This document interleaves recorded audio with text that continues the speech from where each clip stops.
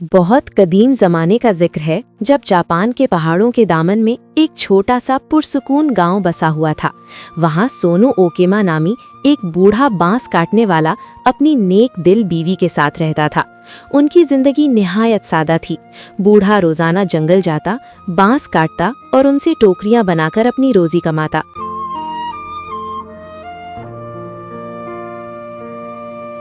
उनके आंगन में सब कुछ था, बस औलाद की कमी का एक दुख था जो उनके चेहरों से झलकता था।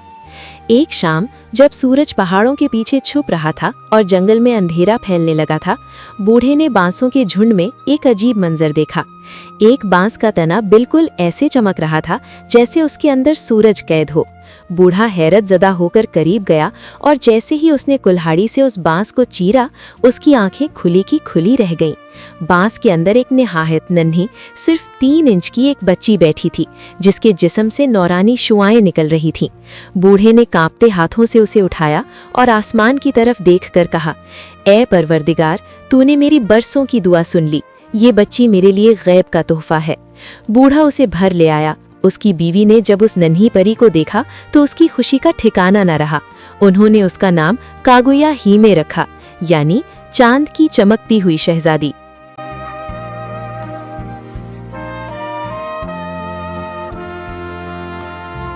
अजीब बात ये थी कि कागोया हिमे आम बच्चों की तरह महीनों में नहीं बल्कि दिनों में बड़ी होने लगी। सिर्फ 3 माह के अरसे में वो एक बेमिसाल हुस्न वाली नौजवान लड़की बन गई। उसका रंग चांदनी जैसा सफेद और बाल रात की स्याही जैसे घने थे। सिर्फ यही नहीं, एक और मोज़ा भी हुआ। जब भी बूढ़ा जंगल में बांस काटने जाता, उसे बांस के तने से सोना और कीमती जवाहरात मिलते। देखते ही देखते वो गरीब घराना अमीर हो गया। उन्होंने एक बड़ा महल जैसा घर बनाया, लेकिन कागोया हिमे की आजिज़ी में कोई कमी न आई। उसके हुस्न की शोहरत जंगल की आग की तरह पूरे मुल्क में फैल गई। पूरे जापान से अमीरजादे, ताकतवर जंगजू और 5 बड़े शहजादे कागोया हिमे से शादी की तमन्ना लेकर उसके दरवाजे पर आ धमके। वो महीनों बाहर बैठे रहे, मगर कागोया हिमे किसी से मिलने को तैयार न थी। जब बूढ़े बाप ने उसे समझाया कि उसे अपना जीवन साथी चुन लेना चाहिए, तो कागोया हिमे ने एक शर्त रखी। उसने उन 5 शहजादों को बुलाकर कहा, मैं उससे शादी करूंगी जो मेरे लिए वो नायाब चीज लाएगा जो दुनिया में कहीं नहीं मिलती। पहले शहजादे को उसने बुध का पत्थर का प्याला लाने को कहा जो हिंदुस्तान में था। दूसरे को सोने की शाख लाने का हुक्म दिया जिस पर हीरों के फल लगे हों। तीसरे को आग में न जलने वाले चूहे की खाल लाने का टास्क मिला। चौथे को अजदहे के गले से चमकता हुआ मोती लाने को कहा गया।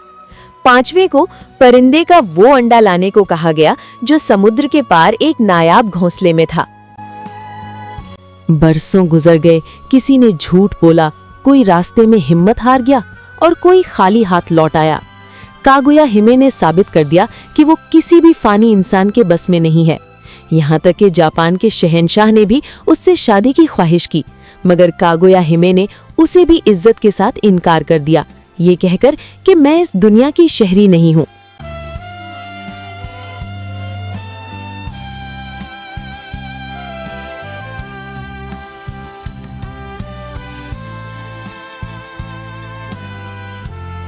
जैसे जैसे वक्त गुजरता गया, कागुया हिमे की उदासी बढ़ती गई। जब भी पूरा चांद निकलता, वो घंटों आसमान को देखकर रोती रहती।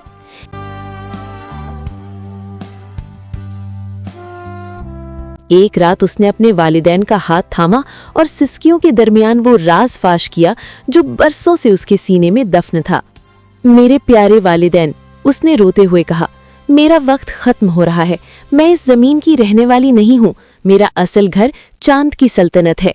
मुझे वहां से किसी गलती की सजा के तौर पर यहाँ भेजा गया था, लेकिन अब मेरी सजा खत्म हो चुकी है। अगले पूरे चांद की रात आसमान से फरिश्ते मुझे लेने आएंगे। बूढ़ा बाप तड़प उठा, नहीं, मैं तुम्हें कभी नहीं जाने दूंगा। उसने जापान के बादशाह से मदद मांगी। बादशाह ने हजारों सिपाही भेजे जिन्होंने पूरे घर का मुहासरा कर लिया ताकि कोई कागोया हिमे को छीन न सके। आखिरकार वो रात आ पहुंची। पूरा चांद आसमान पर पूरी आबोताब से चमक रहा था। अचानक बादलों से एक नूरानी रथ उतरा। सिपाहियों ने तीर चलाने की कोशिश की, लेकिन वो नूर देखकर साकित रह गए। उनके हाथ बेजान हो गए। चांद के लोगों ने कागोया हिमे को एक नूर की चादर पहनाई, जिसे पहनते ही वो जमीन की तमाम यादें और इंसानी जज्बात भूलने लगी।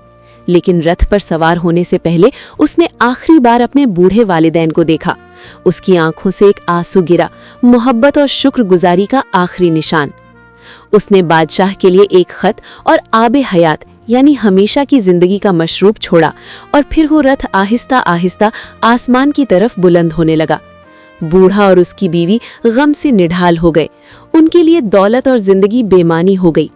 बादशाह ने जब वो खत पढ़ा तो उसे इतना दुख हुआ कि उसने वो आबे हयात पीने से इनकार कर दिया, क्योंकि कागोया हिमे के बगैर वो हमेशा की जिंदगी नहीं चाहता था। उसने हुक्म दिया कि उस मशरूब को जापान के सबसे ऊंचे पहाड़ की चोटी पर ले जाकर जला दिया जाए। कहा जाता है कि इसी आग के धुएं की वजह से उस पहाड़ का नाम फूजियामा यानी कभी न खत्म होने वाली आग का पहाड़ पड़ गया।